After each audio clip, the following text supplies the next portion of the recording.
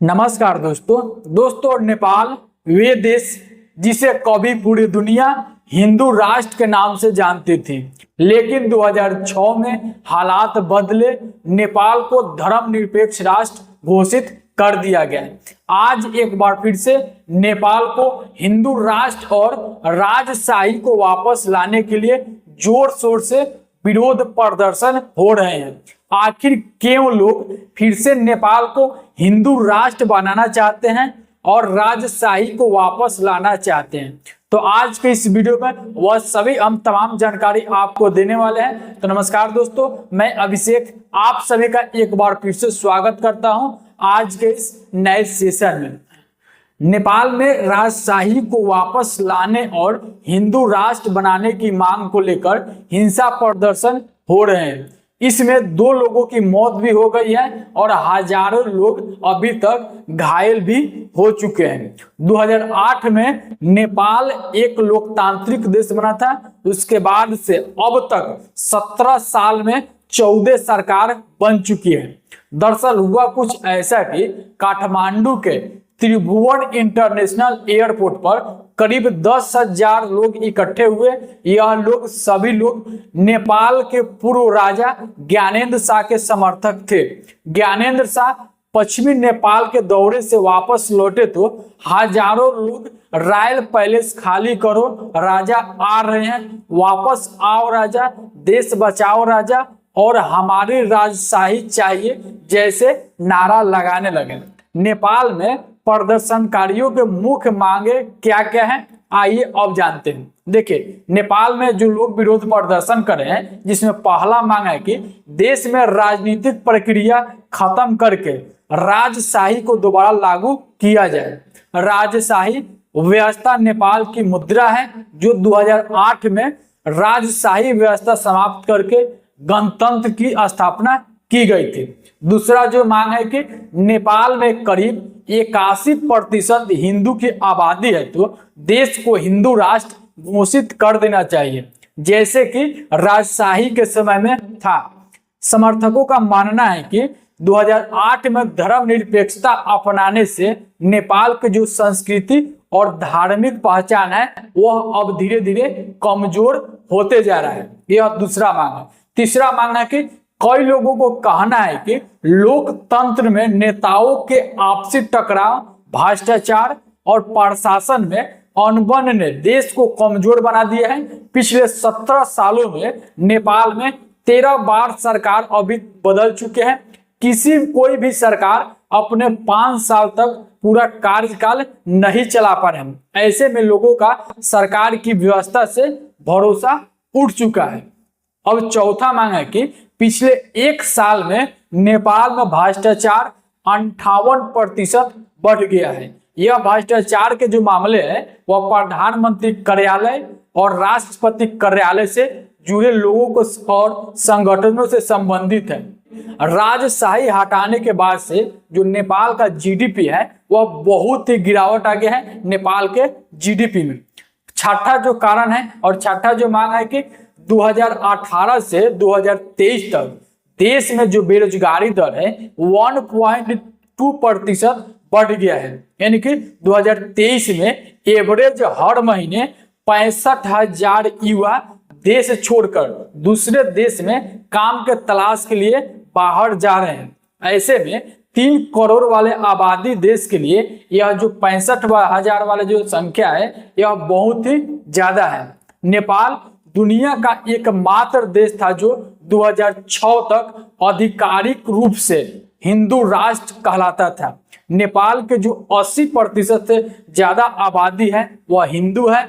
यही परंपराएं, संस्कृति और सामाजिक ढांचा हिंदू धर्म से गहराई से जुड़ा हुआ है।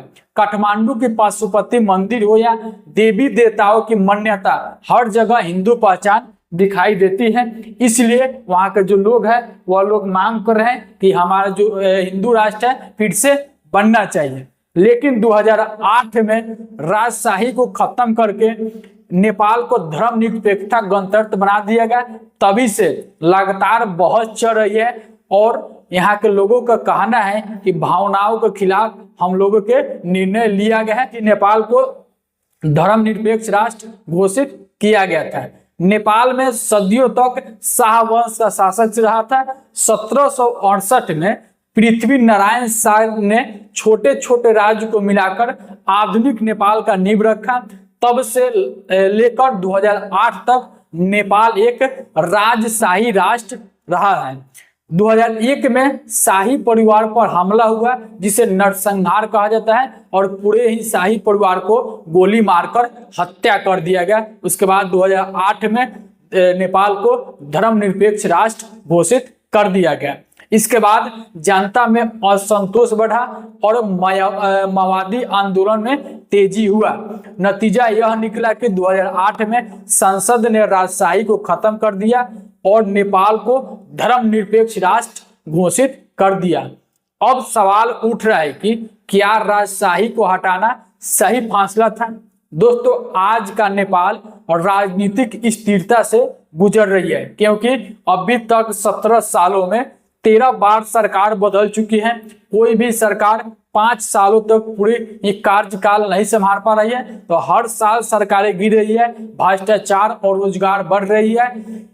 चीन के बीच नेपाल की कूटनीति उलझती जा रही है। चीन बोल रहा है कि नेपाल हमारा है।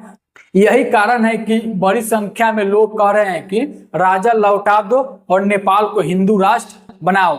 नेपाल के लोगों का मानना है कि नेपाल का पहचान हिंदू धर्म और संस्कृति से है। धर्मनिरपेक्षता थोपकर बाहरी विचारधाराएं थोपी गई है हमारे ऊपर, नेपाल के लोगों को कहना है।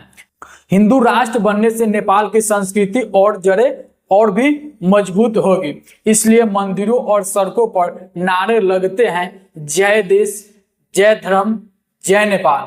जनता का कहना है कि राजा के समय में राजनीतिक स्थिर थी, देश की सुरक्षा और पहचान मजबूत थी।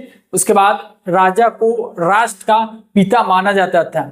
लोकतंत्र में नेताओं ने सिर्फ भ्रष्टाचार और सत्ता की लड़ाई दिखाई है। इसलिए लोग कहते हैं कि लोकतंत्र से अच्छा राजशाही शासन था।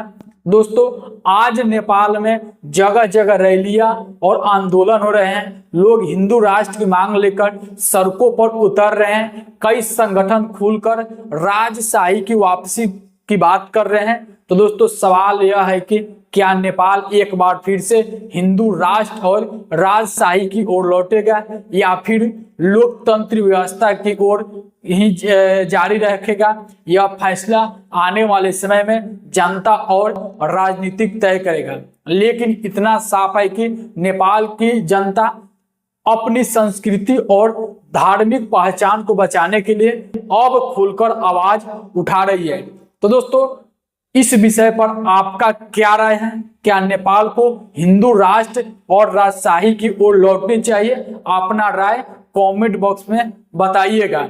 और नेपाल के जो लोग हैं इसी के चलते जोर तोड़ से विरोध प्रदर्शन कर रहे हैं, यहाँ तक कि प्रधानमंत्री आवास तक जा पहुंचे हैं और लाखों लोग जो कि वहां पहुंच करके यह मांग कर रहे हैं कि हमारा जो नेपाल है उसे फिर से राजशाही और हिंदू राष्ट्र बनाना चाहिए। अपना राय कमेंट बॉक्स में जरूर बताइएगा।